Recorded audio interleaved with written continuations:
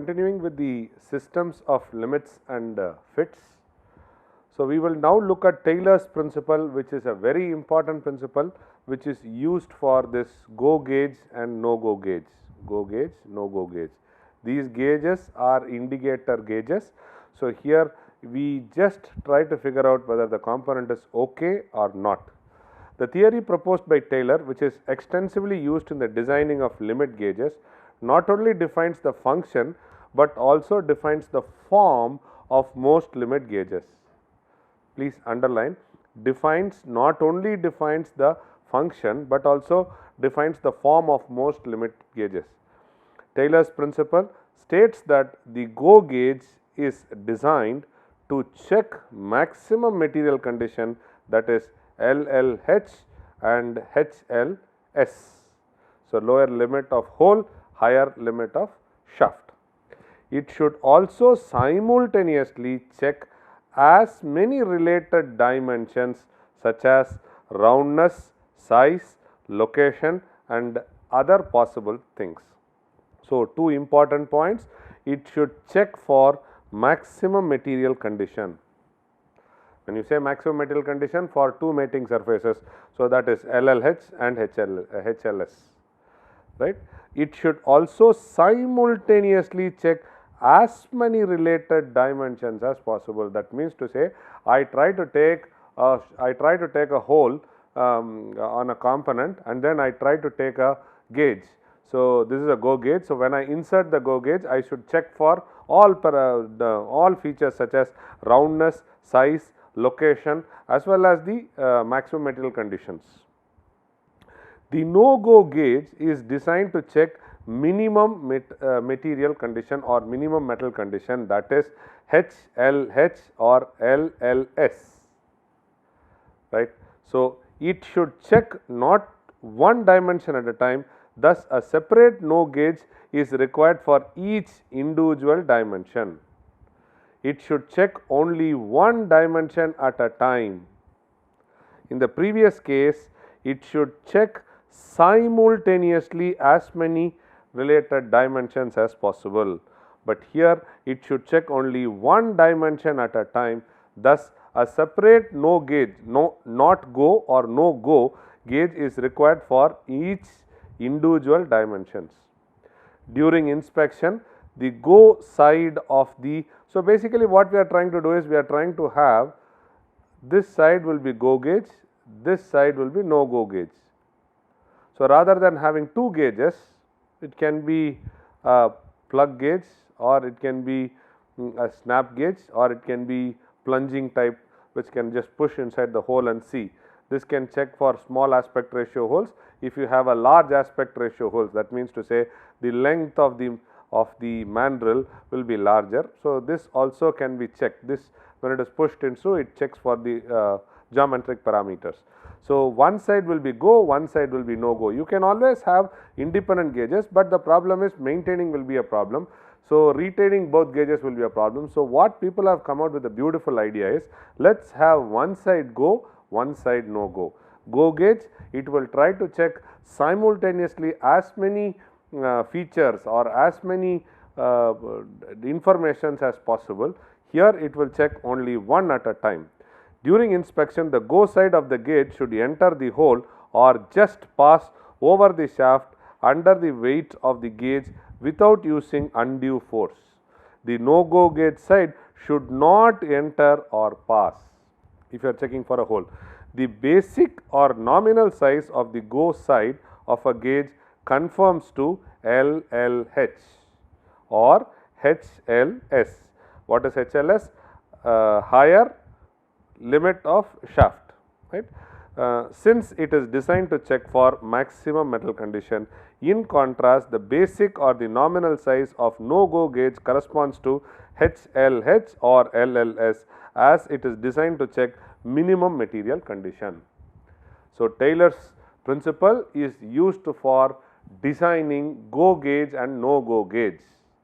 So, go gauge will be on one side, no go gauge will be on the other side.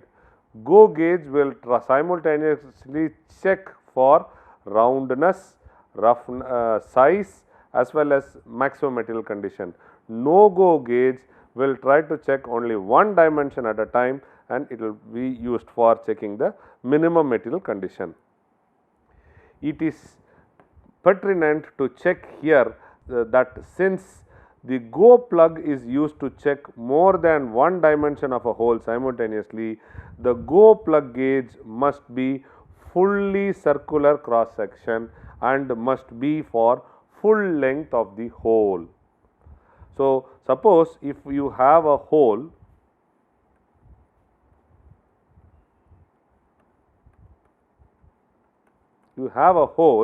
and if you are saying that I have a go gauge, so this go gauge should enter fully through the hole and it should come out through the other side.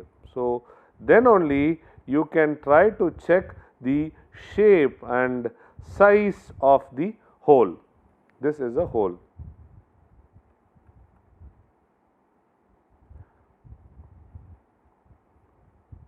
And this is your go gauge. So, now what is the hint? The go gauge must go to the fullest length. So, that means to say, if you have a go gauge and if you have a no go gauge, naturally what will happen by visual identity itself, you can see go side will be green in color, no go will be in red in color. So, suppose if the paint peels off or you are not able to clearly see the writing, then the next thing which should strike your mind is go gauge will always be longer, no go gauge will be shorter. During inspection, it can be ensured that if there is any lack of straightness or roundness. What is roundness? This is a cylinder section of, these are sections of the cylinder, and when you try to see this portion, what we see here is going to be the roundness of a hole. A full entry of go gauge will not be allowed. Thus, it not only controls the diameter in any given cross section, but also ensures the bore alignment. I already drew a component. You can have a component something like this. Okay. At every section when you try to measure, it will be exactly 20 plus or minus 0.1 millimeter, it will fall in that range. But overall, if you see the alignment of this component, the shaft is completely bent. So, when it is pushed inside the bore, or when the bore is drilled with slight misalignment, then that can be found out by this gauge. So, that is why it is asked, it is expected to go to the fullest length, right. That is why we said simultaneously it will check for multiple parameters. Let us take a numerical to solve. Okay. 25 millimeter H8, 8, 7, these are numbers which we have already done calculations and we have figured it out. To be checked, the limits of size for H8 hole are 25.030 millimeter. Low limit equal to the basic size. The limit of the size for the F7 shaft are, high limit is this and this, high limits are this and this. Taking gauge maker's tolerance to be 10% of the working tolerance, design plug gauge and gap gauge to check the fit. So, what we do is, first we try to figure out the tolerance. So, tolerance for hole is nothing but HL minus LL.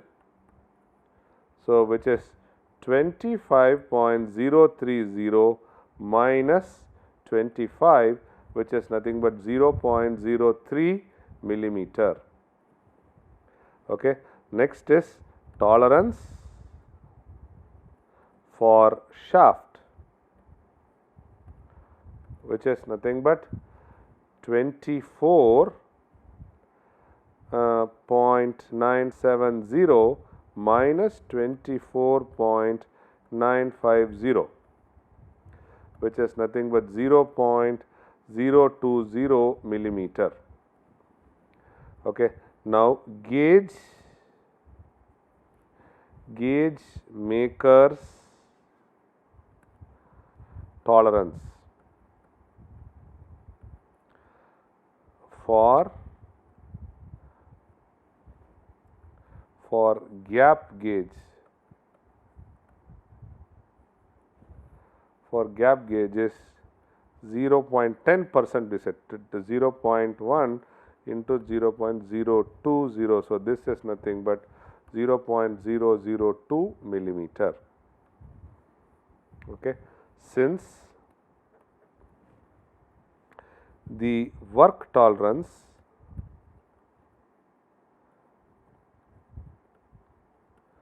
are less than 0.09 millimeter, wear allowance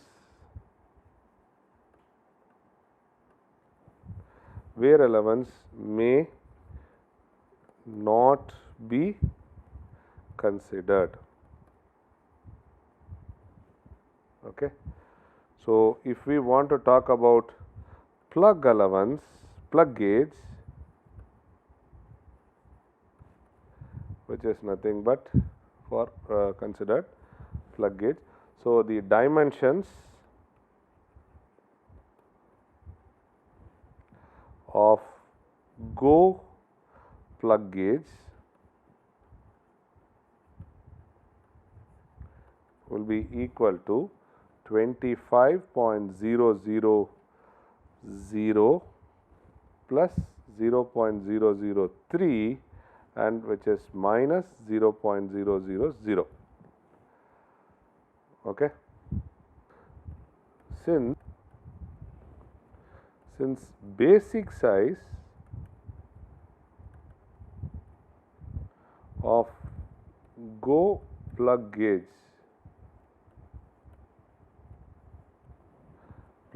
is equal to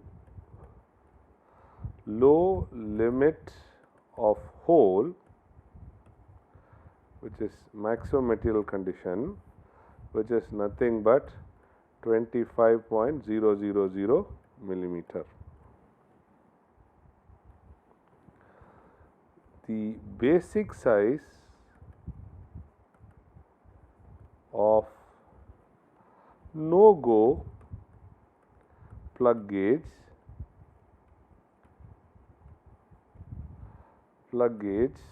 is equal to 25.030. Okay. Therefore, dimensions of no go plug gauge is equal to 25.033 plus 0.00 minus 0.003. Okay.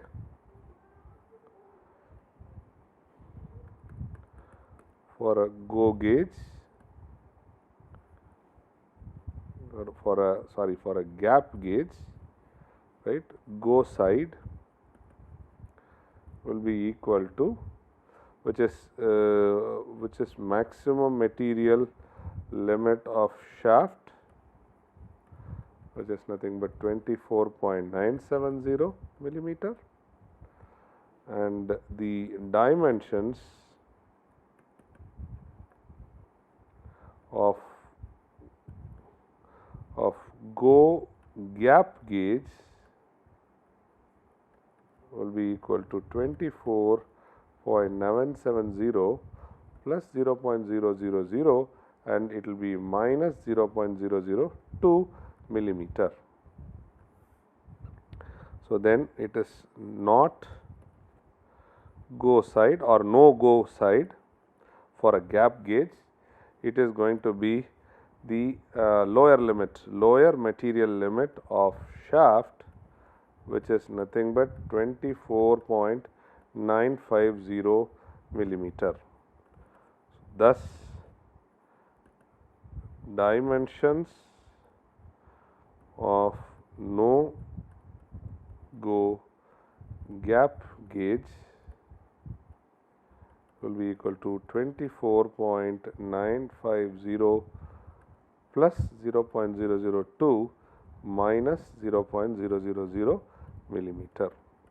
So now if you see in this problem, we have just to solve for a plug gauge, we have solved for plug gauge, and we have also solved for gap gauge. So this is for plug gauge, and we have just played with the data which is available in the sum 25.030, and the lower limits are equal to in the basic size. Then we have given H7 for a shaft, or the limiting size for F7 shaft are this and this. So with this we have tried to do, and this is how we try to figure out the dimensions for a go gauge and a no go gauge, no go gauge and a go gauge. Okay, so go gauge and no go gauge. So we have got the answers. So you can expect problems like this in the examination to be solved. So we are just looking at only this part of the problem. So this we will try to solve limit for not go plug gauge, which is nothing but 40.00. So it will be minus 0.0429, and this will be plus 0.0390 millimeter. Okay, for a shaft,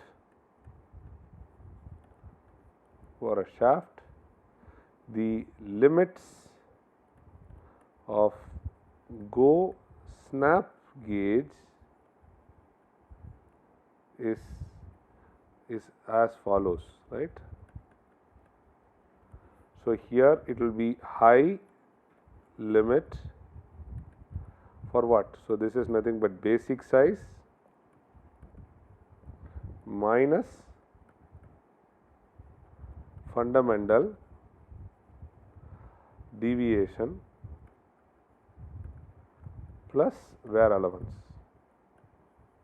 Wear allowance is what? It is 10%, right? So this is nothing but 40.00 minus 0.080 plus 0.00063, okay, millimeter. So this is 39.91937 millimeter. If we talk about lower limit, which is nothing but 40.00 minus 0.080 plus 0.00063 plus it is wear allowance plus gauge allowance. No? So gauge allowance is also 1 plus wear allowance plus gauge allowance 0.063. So this is nothing but gauge allowance.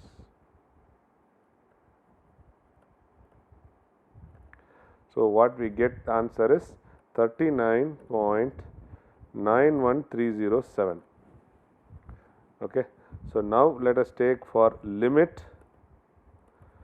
for go gauge, go snap gauge.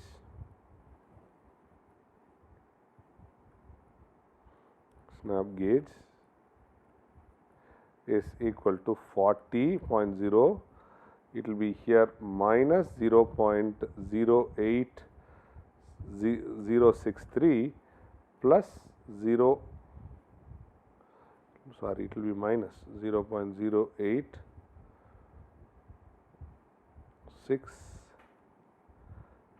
It will be 693 millimeter. This will be for limit for snap go snap gauge will be, this is what it is for this. So this will be minus. This will be minus. Okay. So the limit for no go gauge, we can solve it for no go snap gauge. I will just write the answer, you can try it, and we will give the working solution It's very same. So, the exercise will be repeat. So, I thought I will write directly the answer 4.0. So, it becomes minus 0.1430 and it will be minus 0.1493 millimeter. Okay. And we have already given the figure for this explanation in the previous slides. So, this part will try to take care of this wear loss of 10% in the problem, which I did not solve prior. Now, I have solved it. So, that this is for wear loss. So, you can have wear loss, we can solve it and then you try to get the answer for it. So, to recapitulate, in this chapter what all did we see? First we saw some fundamental concepts, then we saw interchangeable. Fundamental concepts are nothing but precision, accuracy, interchangeability. We saw the binomial distribution, then we saw the concept of interchangeability, then we saw selective assembly. Selective assembly means you select or first you take a complete bin of parts and then you sort it out to varying dimensions. So, then correspondingly you also sort out the mating dimensions in several bins and then pick from each one and then start doing it. Then we started looking into tolerance, then what is the influence of manufacturing cost and working tolerance.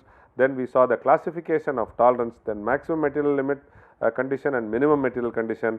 So, we subtracted, you try to get a tolerance. Then we moved on to fits. Why do we need fits? Because assembly plays an important role. So, in fits you will have a male and a female. So, depending upon the tolerance which is given there, maximum material and minimum material condition, you can have 3 different types of fits: clearance fit, transition fit and interference fit. So, depending upon the situation you can choose which fit you want. And then we discussed about allowance. From fits we moved to allowance. So, then we also saw the different types of hole based system and shaft based system. Currently the most popular one is hole based system, so that the shaft can be ground to or be to the requirements of hole based system. Then finally we saw the systems of limits and fits, all the definitions of all those things, and Taylor's principle, wherein which we saw 2 things. One is go gauge and another one is called as no go gauge. So, you can use a plug gauge, you can use a snap gauge. So, go gauge will try to check multiple features in one shot. No go gauge will check only one feature in one shot. This will be long and this will be short. So, with this we come to an end to this chapter. So, now I would like to give a small assignment for the students. Okay. So, what I want is, I want you to identify examples. These examples are real life examples, real life,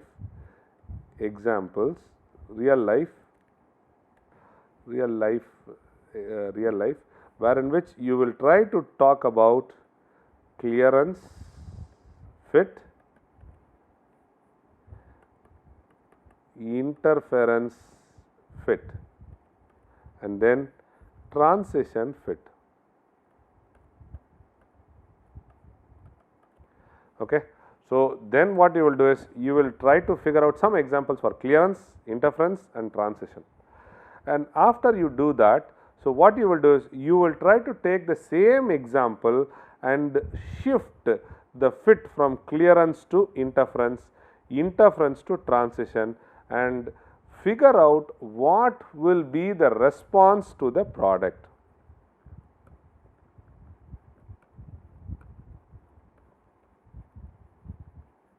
In terms of output. Okay. Why is this given? This exercise will give you a feel how important is fits. Okay. The next one is, I would request or I would like you guys to make a gauge, okay, a gauge for your eraser. You get a cuboidal eraser.